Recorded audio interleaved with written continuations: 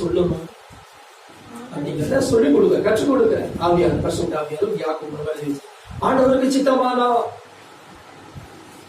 அப்ப இன்னதை செய்வோம், இந்த காரியங்கள் நான் செய்வோம், நிறைவேற்றுவோம், இதெல்லாம் நான் செய்ய போறேன் அப்படின்னு சொல்லணும் அப்படின்னு சொல்லிக் கொடுக்குறேன். அவங்க ஆண்டவரை குறித்து எப்பொழுதும் ஒரு மனத்தாக்கு ஆண்டவரே செய்யலையே, அப்படி என்ன கைவிட்டுட்டாரு அப்படிங்கிற எண்ணம் நமக்கு என்ன செய்ய வரவே கூடாது. ஆண்டவர் சித்தமா, இந்த வார்த்தை ரொம்ப முக்கியமானது தான். ஆண்டவருக்கு சித்தமானால் இதை செய்யும், இதை செய்யும், அதை செய்யும், உயிரோடு இருந்தால் அதை செய்யும்.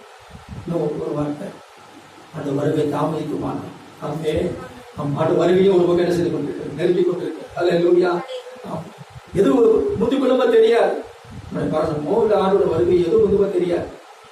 அப்ப எல்லாம் உயிரோடு இருந்தால் ஆண்டோட வருகை தாமதிக்கும். அந்த காரியங்கள் என்ன ஆண்டவருக்காக செய்வோம், நிறைவேற்றுவோம் என்று சொல்ல வேண்டும்.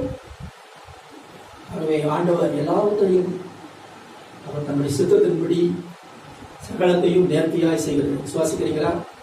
ஆண்டவர் சகலத்தையும் அதன் காலத்திலே நம்முடைய சித்தத்தின்படி என்ன செய்கிறவர்? நேர்த்தியாய் செய்கிறவர். ஆகவே ஒருபோது ஆண்டவரை குறைப்பட்டுக் கொள்ளக்கூடாது, மனத்தாவல் அடையக்கூடாது. இதை எப்படி செய்திருக்கலாமே, செய்திருக்க கூடாதா அப்படிங்கிற கேள்வியெல்லாம் கேட்க ஸ்டார்ட் பண்ணிட்டு அன்பானவர்களே, சோதரம் ஆண்டவரே நமக்கு சித்தம் என் வாழ்க்கையில் என்ன செய்யணும், நடக்கட்டும். அல்லேலூயா. ஒரு சித்தம் நடக்கட்டும். இயேசு அப்படிதான் ஜெபம் பண்ணி இருக்கிறார். இந்த மெத்தடை நான் என்ன செய்யணும், ஃபாலோ பண்ணணும். ஒரு சித்தத்தின்படியான காலம் ஆமே, ஒரு சித்தத்தின்படியாக இருக்கிறது. ஒரு காரியம் என்ன சொன்னார், சீசர்களால் இந்த பிள்ளையை சுகமாக்க முடியல, அசுத்தாவை துரத்த முடியல. பூமியின் சிவருமான ஆவியை சீசர்களால் துரத்த முடியல. தனித்து வந்து இயேசுத்தல் கேட்கிறாங்க, ஏன் எங்களால் துரத்தக்கூடாது போய்விட்டு அப்படின்னு சொல்லி கேட்டபோது முதலாவது சொல்லிட்டார், உங்களுடைய அவிசுவாசம்.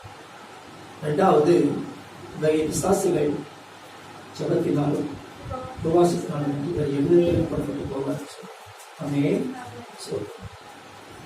சொல்றோம் மார்க் 9:29 வாசிக்கிறோம். இவரை பிசாசு ஜெபத்தினாலும் உபவாசத்தினாலும் என்று வேறு எதிர்ப்பதையும் புறப்பட்டு போவார் என்றார்.